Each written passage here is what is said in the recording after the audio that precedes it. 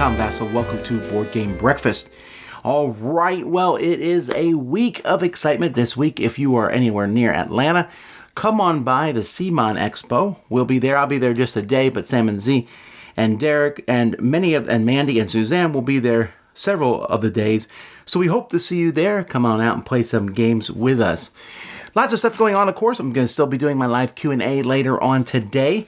Many things, reviews, and other things are coming out from the Dice Tower. But of course, as always, let's start with the news. Okay, first of all, news-wise, Dice Tower Con is the first week of July. We talk about a lot of cons. Dice Tower Con is the absolute best of all of them. We would love you to come to it and have a great time with us. We're going to be doing a live board game breakfast here. Some of the contributors from Board Game Breakfast are going to be with me.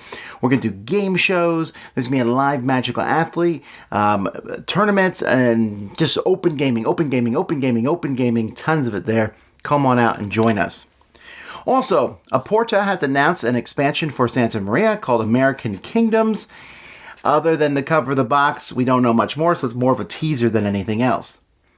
AEG has announced a smash-up, bigger, geekier box. There already is the big geeky box, which holds everything. This is a little odd for me that they are doing this. I think it's more of a redoing of the first box, not a necessary thing, because I have plenty of room still in mind to hold more factions. But this will hold everything that you have up to this release. It comes with 2 packs in it. It comes with the Geek faction, which was in the first box, and then the All-Stars faction, which was at tournaments and a couple other places you can get those with. Plus dividers for many of the expansions that don't come with dividers. And play a comprehensive rule book. This is the one thing I'm most excited about, to have that rule book in one space. The original Big Geeky box didn't have a really good place to put a rule book. And a token holder box, which is great, because if you are like me, you probably have a gazillion tokens at this point in time. Gray Fox Games has decided to have a new imprint called Social Sloth Games.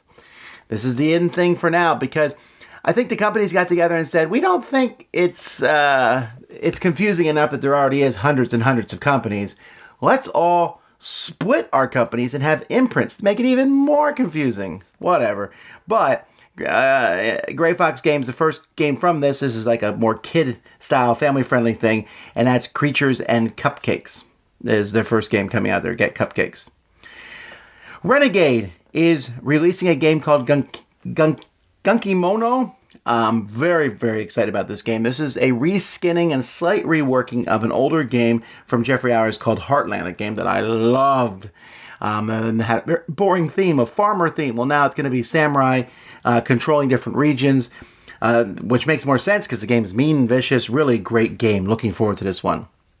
The Mensa Select winners were announced: Azul, Photosynthesis, Constellations, Ex Libris, and Raiders of the North Sea.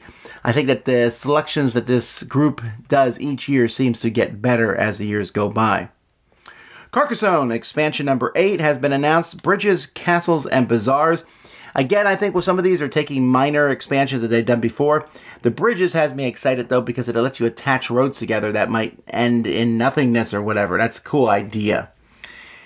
The big announcement of the week, or one of the big announcements, is the second edition of X-Wing from Fantasy Flight Games. It's about time, I guess. If it's a miniatures game, they're going to do another edition of it.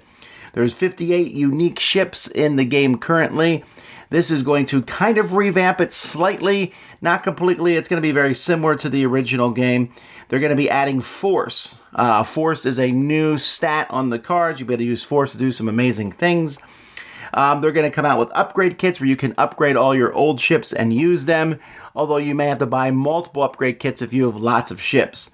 There's going to be factions. They're going to the factions support much, at the beginning of this, and apps where they'll be able to upgrade stuff as time goes by. Now, this definitely seems like maybe a place where new people can get in, of course, but also it seems really geared towards those who are deep into the game, a tournament level style game. Although if you are, you're going to be paying a pretty penny to convert all the stuff that you have to there's a lot of upgrade packs. I don't know how I feel about this, right? I've stopped playing X-Wing a while ago because I couldn't keep up with all of it. So I'll probably get a copy of the new second edition and see how that plays. We'll have to wait and see. Well, before I go into this next news statement, watch this clip from Dice Tower convention. This was a Q&A that we did last year. Hey, how are you doing? For My Little Scythe, have you guys heard about that being developed? It's a guy in Canada that developed My Little Pony and then Scythe, and I think he's trying to get it more mass-produced, but right now he has it to where you can like download stuff and you build it yourself.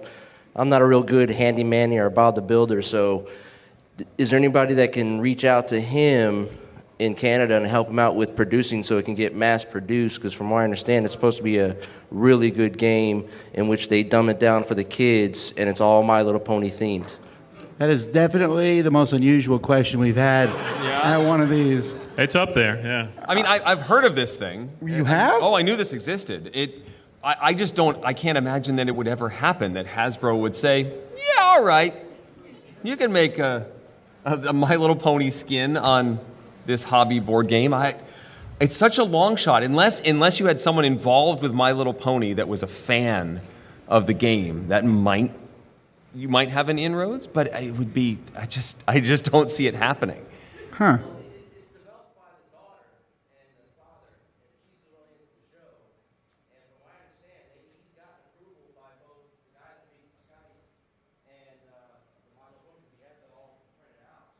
Well, if it happens, it happens, but I'll eat a shoe, I think.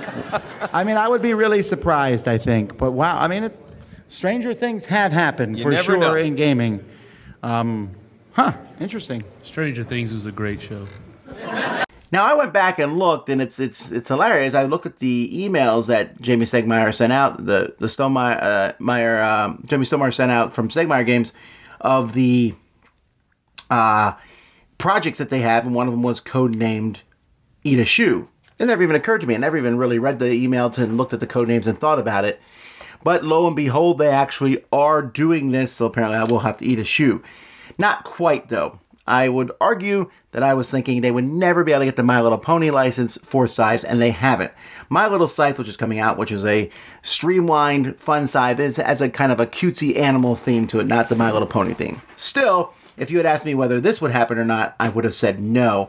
But I think it's a cool idea. I'm looking forward to seeing how it works out. We'll get more details as time goes by. Just some interesting... There you go. Guess I better start working on my appetite there. Well, that's the news, or the regular news at least. Let's now jump to Kickstarter.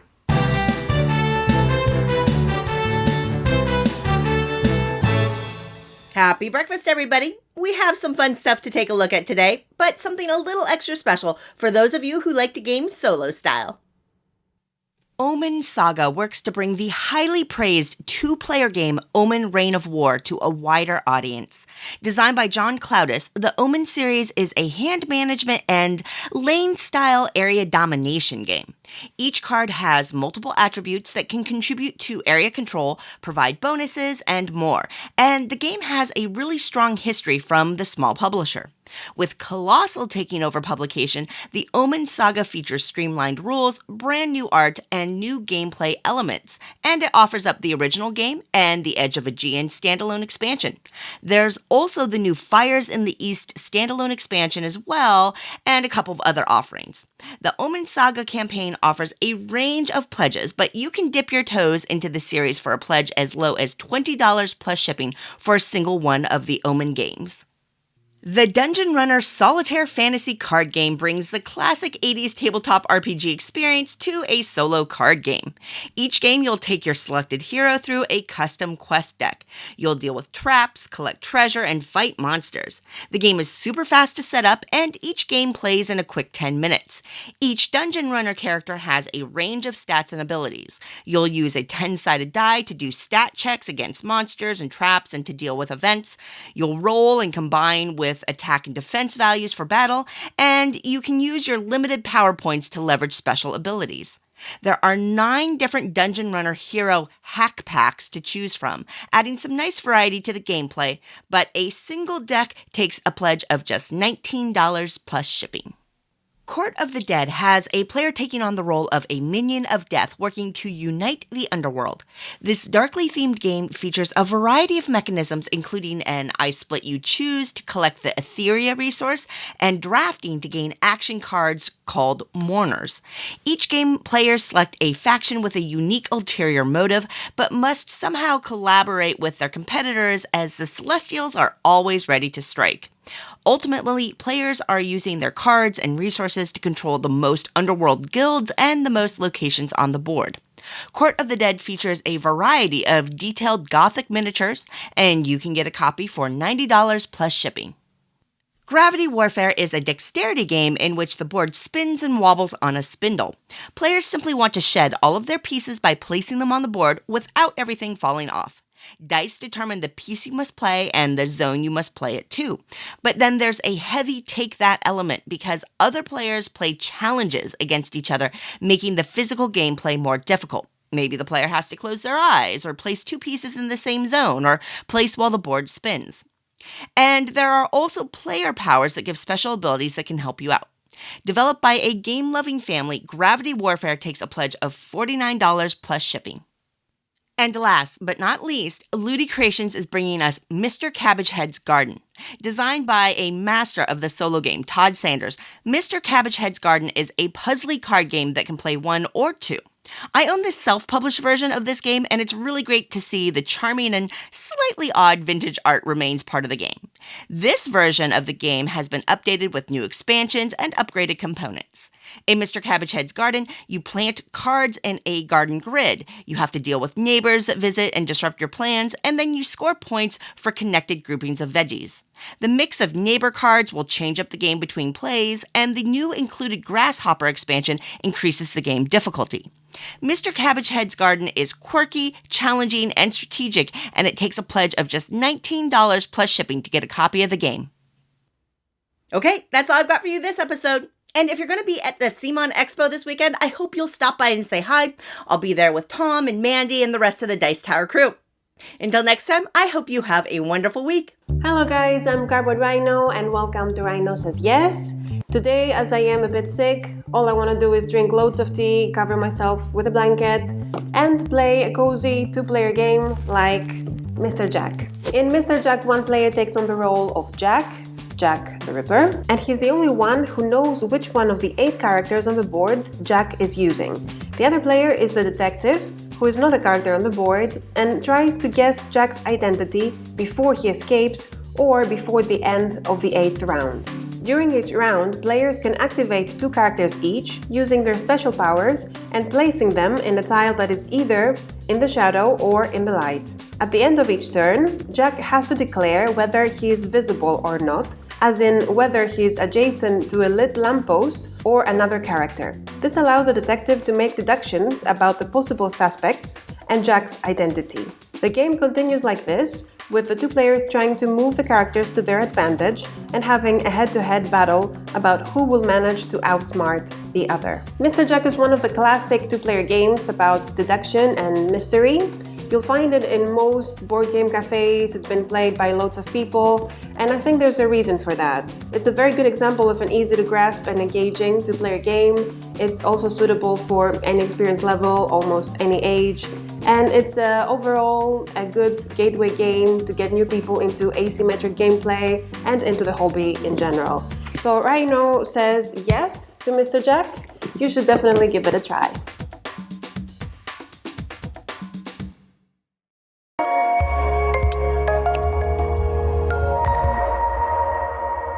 Hello everyone, my name is Annette, and you may know me as Netters Plays. And today on Applied Mechanics, I'm going to go over the game of Einstein. So this is a tile laying game. However, the unique thing about this is that the tiles are all different shapes and sizes. So let me show you a little bit about the game and what I really like. So players are going to pick which type of Einstein they want to play, whether it being young, prime, globetrotting, or even wise Einstein. Every player is going to get their own set of idea tiles, and you can already see that they're all different shapes and sizes. Each player is going to get their own set of inspiration cards. These cards will offer objectives for players to kind of work towards. The cards will provide fun facts about physics, chemistry, math, or even the life of Albert Einstein at different points in his life. In the center of the table, you're going to notice these major idea cards, which are offered to all players to complete. So on your turn, you're going to draw up 3 of your inspiration cards, and then you're going to play 2 of your idea tiles into the main player area. After playing your tiles, you're going to check your cards to see if you complete one of those shapes. After completing it, then you will take this card and score the number of points at the end of the game. But if you used any other tiles from other players, you will end up giving them prestige points for their contributions. You always check to see if you scored a major idea as well. The shapes will also stay in the center of the table, and therefore it will grow with more plays. You'll add up the points on the cards alongside with any prestige points that you've gathered. The player with the highest score wins. So as you can see, the game is quite simple to get and to teach as well. However, because the tiles are all these different shapes and sizes, it offers a unique gameplay. So the simple rules, the tile laying, and the fun facts is why I really like Einstein. Well, thanks so much for watching, and we'll see you next time. Bye!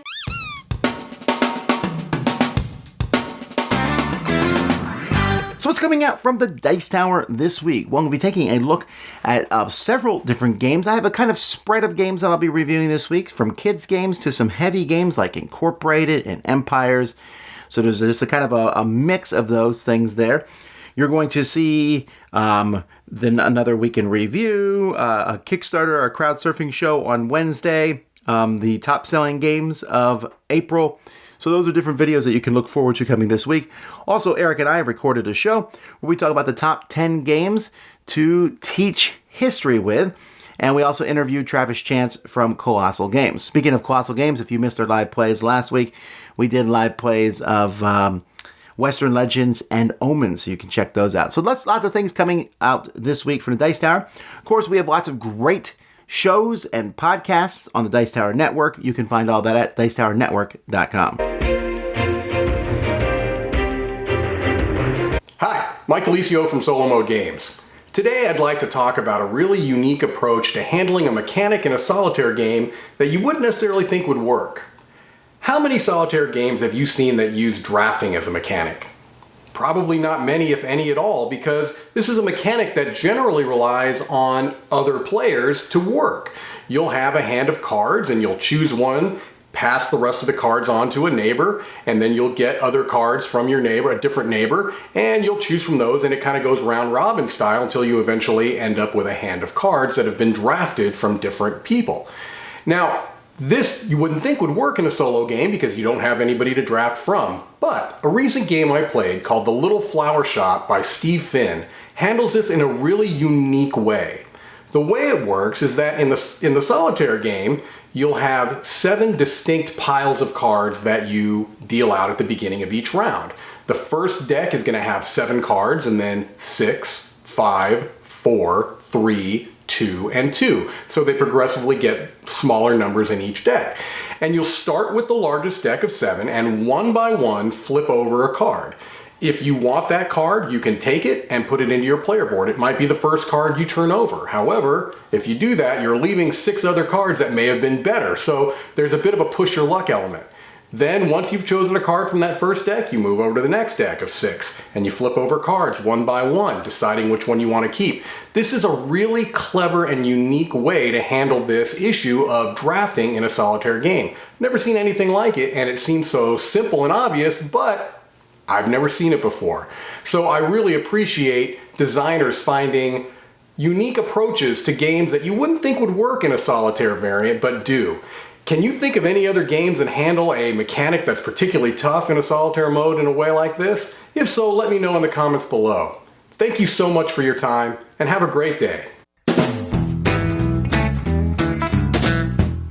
Hey, hello there, and welcome to another Journey of a Board Game, where my friend Jess and I travel around the country, and I try to teach Jess a new game every week.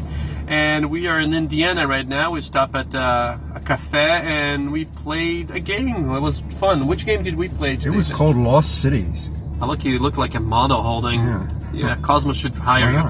But yeah, Lost City is basically a card game where you have a board on the center, which looks nice, but I don't think we need that.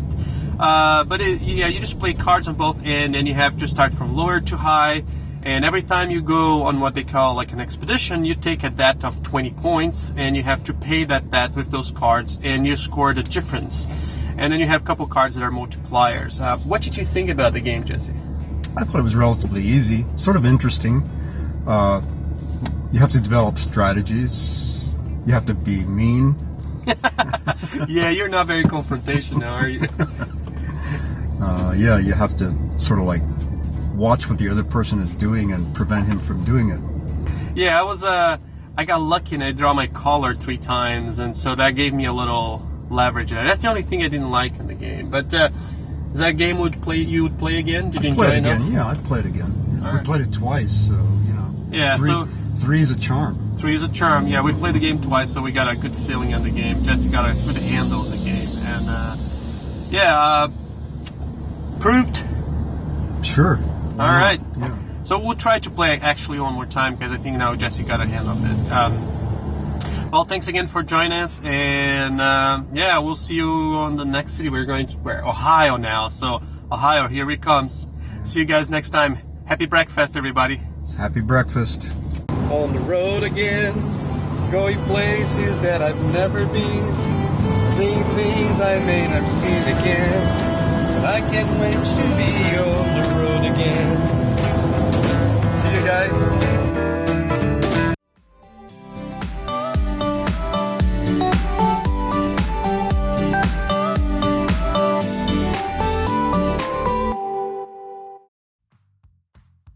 What's up, everyone? I'm Danny. And I'm Derek, and this is You Bet Your Bippy. In this segment, we're going to give you some fun facts about a specific game so you can strike up a conversation at your next game night. And this week's game is... Dun dun dun, Camel Up. Or Camel Cup. Camel Cup. Camel Up? Camel Up is a betting game in which you are betting on camels as they race around the track. The unique part is that these camels can stack on top of each other, so if one camel finishes the finish line on top of another, they are the winner at the very end of the game. Hey Derek. Hey. Did you know that camels are split up into 2 different groups? You have Arabian camels that have 1 hump, and Asian camels that have 2 humps. Oh, so the camels that are in the game are actually Asian camels then, because they have 2 humps. You bet your bippy. Awesome. Well, did you know it's actually a common misconception that camels' humps store water. In fact, they actually store fat. Same here. Also, did you know there are such social animals that a whole caravan of camels, when you know, in the wild, will be up to 30 camels. Isn't that crazy? 30. It's a huge family. It's a big family. Speaking of being social, did you know camels, if they are feeling affectionate or friendly against one another, they'll actually blow into each other's faces? Oh, that's kind of nice. Yeah. Really? You bet your bippy. Oh. But on the flip side, they also will spit, which is real, but did you know that the spit is a mix between saliva and also stomach bile that they regurgitate up? They'll fill up their cheeks and they'll spit at whatever they don't like or they want to just get away from them. Well, that is just horrible. It's awful. So did you know any of these fun facts about camels? Or do you have some fun facts of your own you'd like to share with us? Please do so in the comments below. Also, do you call it Camel Up or Camel Cup? I know there's arguments on both sides. Either way, make sure you guys follow us all over social media. We're on Instagram, Twitter, Facebook, and YouTube. And we'll see you guys next week. Happy breakfast, everybody. Happy breakfast.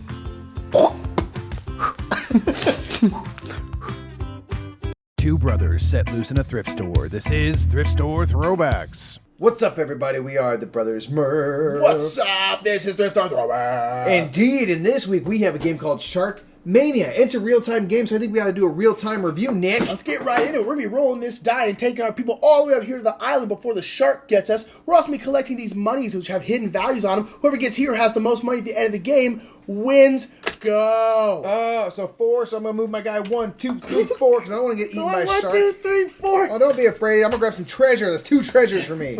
1, and you skip over each other when you go. 4, 1, 2, 3, 4. I'm way ahead, dude.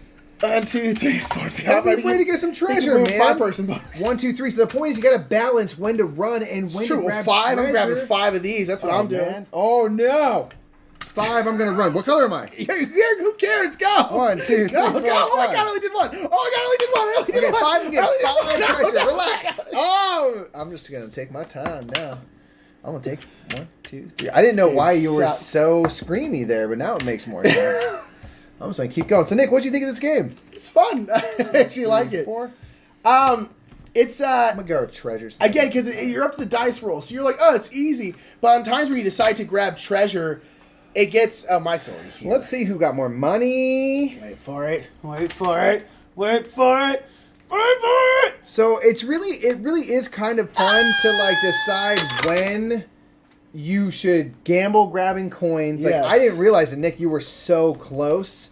So now it makes sense that you were like, give me the die, and that's something you got to do. You got to be honest. You got to pass the die quick. You can't be like, you can't daddle me, friends. Well, in a 2-player game, it's you get the die pretty quick. But if you're playing a 4-player game, like, if people aren't passing the die quick, someone's getting smacked. Oh, it's gonna be a fist fight for sure.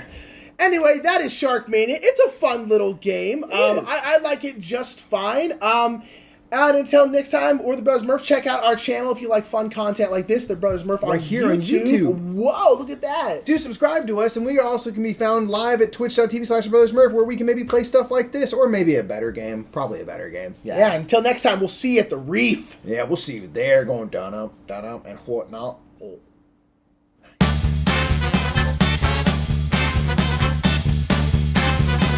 When we review games on the Dice Tower, we come into these games with a knowledge of other games. I've probably played 5,000 games at this point, and so when I play a new game, it's easier for me to learn games than many people because I can say, oh, that's just like this game. Oh, I've seen this before in this game, and I can grasp concepts pretty quickly.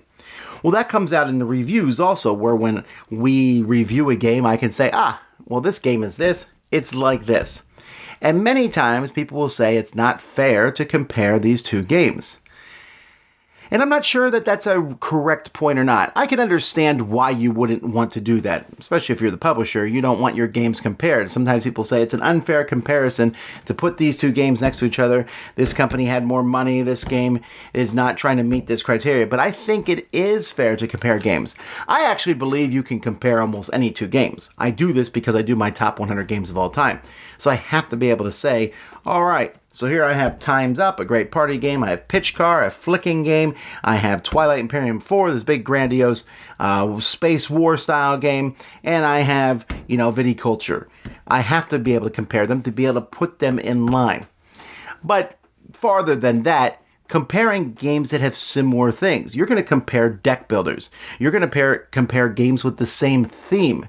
And I think that's a fair thing to do because games do not exist in a vacuum. Sure, we could review every game and say, let's pretend no other game exists, but that's not fair to you as a consumer. First of all, if there is a better game with the same theme, wouldn't you want to know? If there is a better game with the same mechanism, it seems like that would be the one that you would want. And again, many times people think that as reviewers, we are here, solely to exist to promote games. Obviously, we are promoting games. Obviously, we are helping this culture of, hey, get more games type stuff. But we also want to help you, the consumer, to sort through this huge amount of games that are out there. And so if Game A and Game B have a lot of things in common, I think that's worth pointing out. It's also worth pointing out because if you really liked Game A, you might really like Game B too, or the exact opposite. If you hated the one, you might hate the other. And so this happens a lot where again, I'll mention another game, or in our top 10 list, we'll compare some games, and people say it's really not fair to compare those. I don't think that it's unfair to compare anything. I understand maybe a big giant company, let's say Fantasy Flight, can spend a lot of money on this, and a small company spends money on this. And if they make a very similar style game, you say, man, you can't compare a company that has millions of dollars to a company, someone who's just barely scraping by. But I think we have to do that comparison. Again, I'm not sure that buying games should ever be considered a charity. It's a luxury, right, to buy games. We are so privileged to be able to go out and buy toys, essentially, for adults. And so for me to go and buy a game from someone because they are not as big or cool as Simon or Fantasy Flight or Asmodee means I am essentially giving that person charity. I don't think that that's what... First of all, it's disposable income on my part. I'm not here to help people. It's not the same as giving to an actual charity to say, well, your game, it's not as good as the other games, but... Yeah, and we also noticed every year, and we announced the Dice Tower Awards this year, and we compare games in Dice Tower Awards, obviously. That's how they get nominated. Many, many years are the game that wins the small publisher Game of the Year, which is 5 or less, goes on to be a contender for Game of the Year also. And this happens consistently. So small publishers can make fantastic, new, amazing projects that can go right up there and compete with the quote-unquote big boys. So, yeah, sometimes games do get compared, I guess, unfairly, because they both happen to have the same theme. This Harry Potter game and this Harry Potter game are nothing alike, but they're both Harry Potter. Well, a Harry Potter fan is going to want to know which one of those gives him the best experience. So, I think it's going to keep happening. Now, I do understand that it's not always useful for those watching the review if you haven't played the other games. So I try to keep that in mind when I talk about a game and say, all right, this game is very similar to this, and this. And if you've never played those, that is a meaningless comparison for you. But at the same time, I think that if two games are very similar, I should mention the other one. A, you might have played it, therefore that's a very useful comparison. Or B, maybe you should play the other game, and the other game is worthwhile checking out also. So I think it's fair to compare. Hi folks, this is Jonathan Brown for This Is Broken. Today's game is going to be Merlin by Stefan Fell and Michael Renick. So bear with me, I'm going to show you what's broken inside Merlin. So, to be able to understand what's broken inside Merlin, you need to understand this first. At the beginning of the game, and each 2 rounds are going to be dealt 3 invader styles randomly. Here I got a black one and 2 blue ones, and if I don't want to lose points, I need to repel them by the end of the 2nd round, the 4th one, and the 6th round. And to be able to repel them, I need a shield of the same color as my invaders. So in that case, I need a black shield and 2 blue shields. But the broken part goes with the black shield per se. To be able to gain a black shield, you need to be on the black space of the round table, and I need to put there my henchman with a shield. If I want a resource, I need to put the henchman with a resource. If I want to put an influence, the henchman with the influence. And if I want a flag, an henchman with a flag. The broken part about that game goes with those black shields right there against those black flag. What's the black shields do? It's going to be able to make me repel 1 black invader.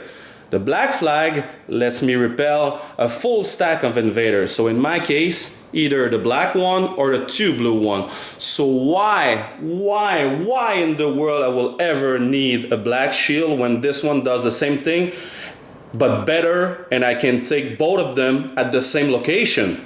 So this is the part that I found is broken inside Merlin. Thank you for watching. See you next time, guys. Bye-bye.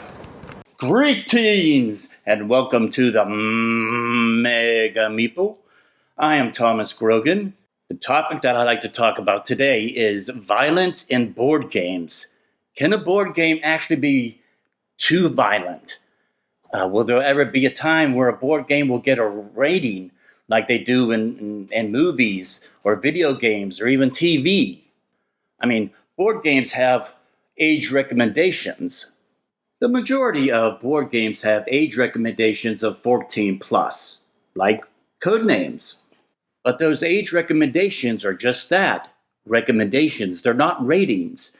They refer to the weight or the complexity of the game and what age group is appropriate for that style of game.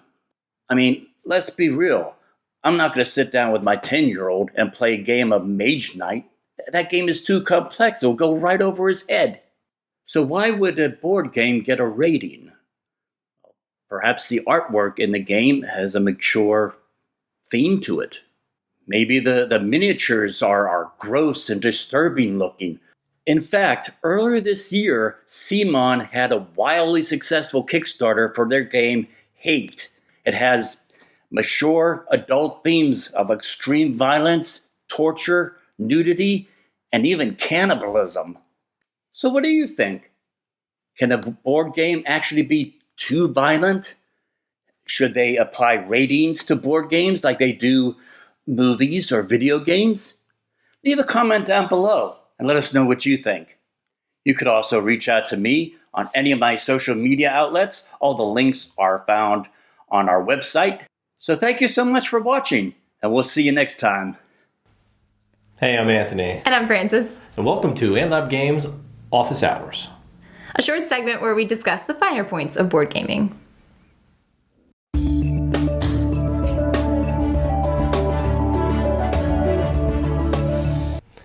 All right, so this week we are going to talk about heavy games. Ah, yes. So heavier board games can be very intimidating. The scoring strategies are much more complex, the play times are very long, and a lot of times the rules are very difficult to learn. Exactly. So with that said, we are going to share with you our process for learning some of the most heavy and complex games in our hobby.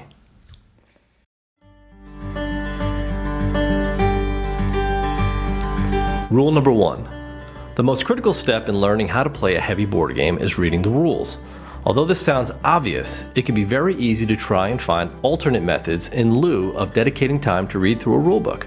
We recommend starting out by setting up the game board as indicated in the rules and then settling in for a long, quiet study session.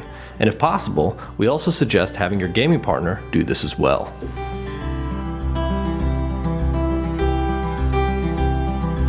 Rule number 2. Once you have finished reading the rulebook in its entirety, the next step is to seek out any and all videos on YouTube for the game. Since you now have a basic foundation of game flow and components, it should be very easy to grasp all of the concepts demonstrated in a tutorial or a full playthrough.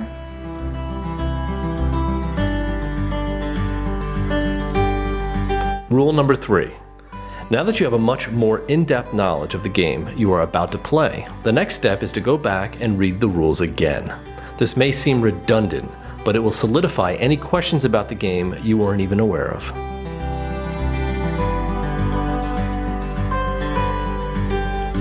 Rule number 4. It is now time for you and hopefully your partner to head back to your game table and get ready to begin your first game.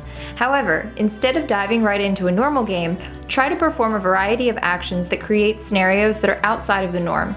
This first game should be treated as a practice game, with the main goal to be learning the game flow, scoring, and most importantly, the rules. Well, there you have it. So once you've read through the rules and had a good dry run of the game, you are now ready to play with confidence. Yeah, so we feature some of the heaviest games in the hobby on our channel, and this method has worked wonders for us to play through and teach you without butchering too many of the rules. Yep. So hopefully you found all of this as helpful as it is for us. Yeah. So that's all the time we have for today. I'm Anthony. And I'm Francis. We're from AntLab Games. We'll see you next time. See ya. Happy breakfast, everybody. Today I'm going to talk to you about Divinity Derby.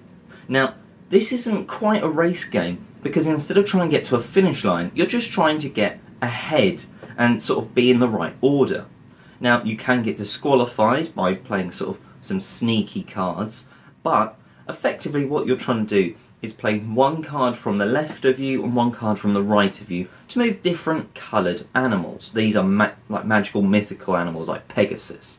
Now, why I say it like that is because they could effectively just be horses in like a horse race, and it would make as much sense, because at periods around the thing you're going to be betting on them, saying I think this horse is, or animal, is going to be coming in first, second, is going to come in last, or even get disqualified.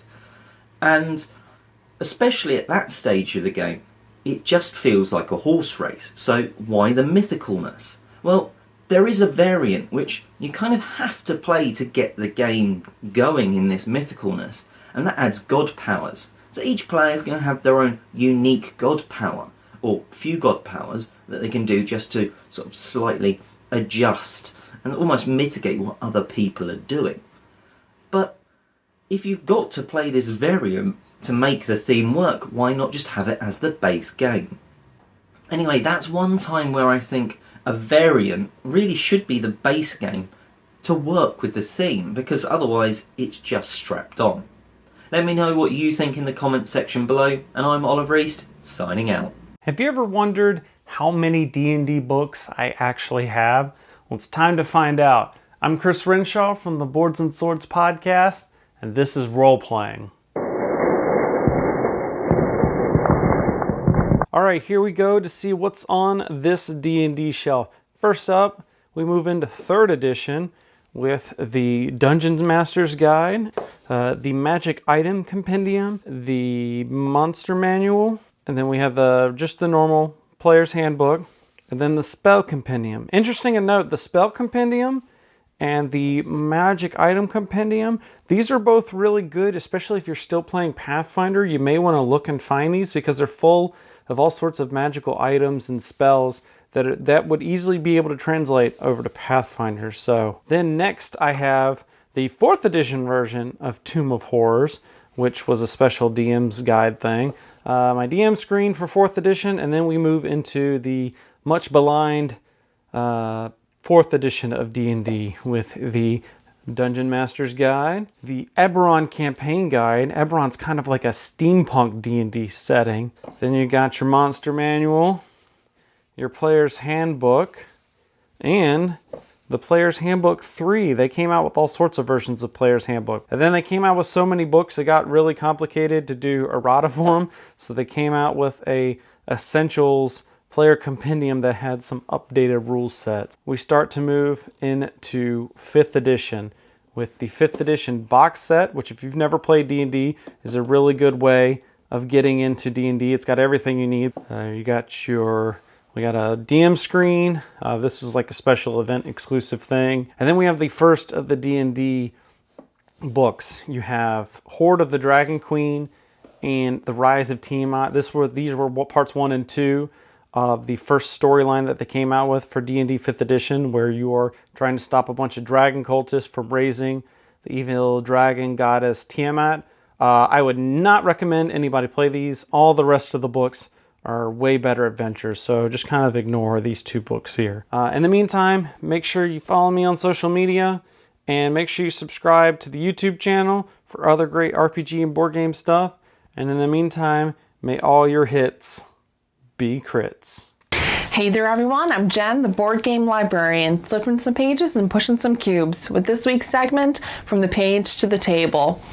My pick this week is a classic, The Hunchback of Notre Dame by Victor Hugo, or as it was originally published, Notre Dame de Paris.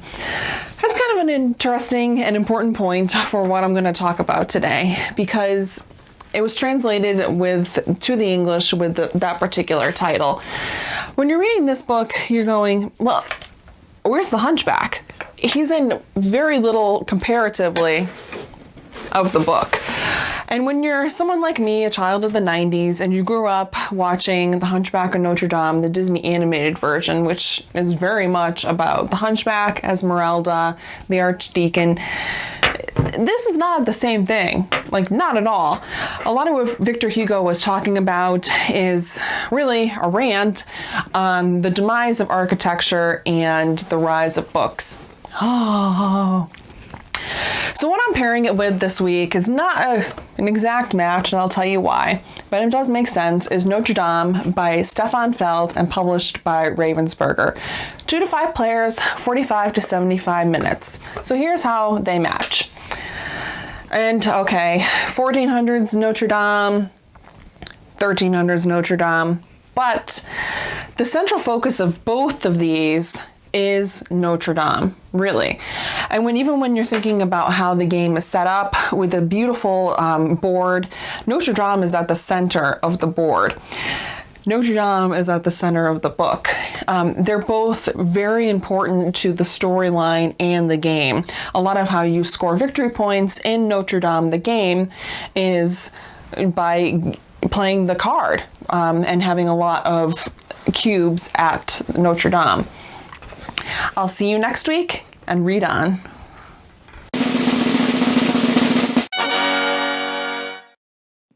Hey, this is Mike with the Board Game Makeover. It's that time of year where I'm going to be getting on some planes and going to some really awesome conventions like Dice Tower Con, Origins, and Gen Con. About this time last year, I brought you Games on a Plane, where you can convert a board game and put it on a plane. And last year we did Pandemic, Room 25, and about 3 others. Well, this year I'm going to convert Ticket to Ride, Nordic countries, because this is a great 2 to 3 player game. Let me show you what I did. Ticket to Ride, Nordic Countries Edition does not have very many components. It has your typical map and your trains, which I use magnets, and your cards. I was going to take the original map and make a copy of it and put it on the board, but I found this awesome map that's already been converted, and it has round spots instead. And I like it because a lot of the magnets I use that have color on them will be round, like this. And that's perfect. And there's so many options for magnets that you can go with the pawn style like this, if you wanted that, or you could go with these wider, smaller profile magnets. But either way, they're all going to work for you. Now, cards are always a tricky item because you don't know what to do with them and how to keep them on your board without, well, let's see. Without going everywhere, possibly, especially if there's turbulence. This box I found is awesome for the cards, and I just put magnets on the bottom so it can be placed anywhere on the board that's not going to get in the way. Of course, as you can tell, you'd have to have it in a place that's not going to be in the way, or you might just have to stick it to the side of the plane. So taking any kind of a board game that's made for the tabletop and converting it to a mobile game that you can play on a plane takes some creativity, some ingenuity, and a whole lot of magnets. Thanks for watching the Board Game Makeover. I will see you next time. Hey, it's Matthew and I'm finally getting back to my weekly, so it's not been weekly at all, but my segment on card games that I like a lot. And this week's game is called Cheat, amongst other things. Okay, so my super quick rules explanation for the game Cheat. You don't need your jokers, unless you're feeling particularly wild, and you deal the cards out between 2 or more players, and the player who starts off with the ace of spades goes first. All the players have a hand of cards, and the aim of the game is to go out first. And to do that, you follow the ace with a 2, if you have one. And then the next player might play a 3, and the next player might play 2 4s, and the next player might play 3 5s. And that doesn't sound interesting, but the name of the game is Cheat. Yeah, so you just cheat. And you say you're putting down 3 4s, but you're not. You're putting down a queen, a jack, and a business card. Because Cheat is a bluffing game. And you know they haven't got 3 kings because that's just no. There's no way. So you say, hey, no, you're cheating. And if you're right, they have to pick up all the cards in the middle of the table. And if you're wrong, then you have to pick up all the cards. And then you got hella cards, I believe, is the technical phrase. The reason I love Cheat is that for me, it's turned into this whole meta game with a certain bunch of friends who know we're going to try and cheat in the most ridiculous way possible. And that's why it's fun. It's super, super casual, but produces some of the best times I've ever had playing card games. Also, if you're playing it at the beach, bury your cards in the sand. That's what I would do. So that's my game of the week for this segment on games that I'm doing. No one knows. Play Cheat, it's great. Bye.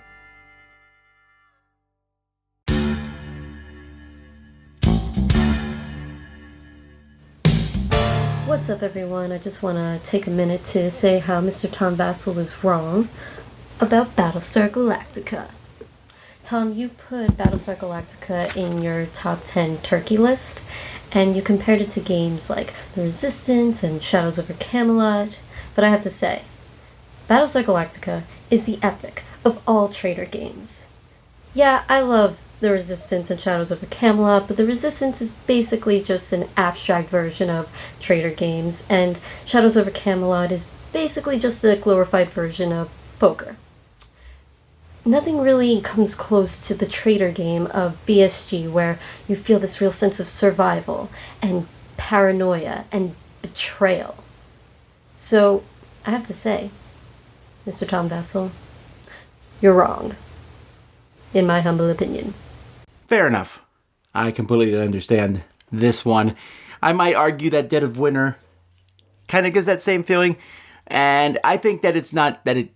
I can't argue that it doesn't give that same kind of feeling for sure. There's very few games that give that same sense of dread that Battlestar Galactica does. Maybe it's the time of the game. It seems it gets longer every time I play it. I don't know, but I'll concede this one. All right, well, folks, that's it for another Board Game Breakfast. Thanks so much for watching. I hope to see you again, like I said, some of you at the CMON convention this week. I hope to see many of you at Dice Tower Con. Don't forget to get your tickets for that. Until next time, I'm Tom Vasel, and you've been watching Board Game Breakfast.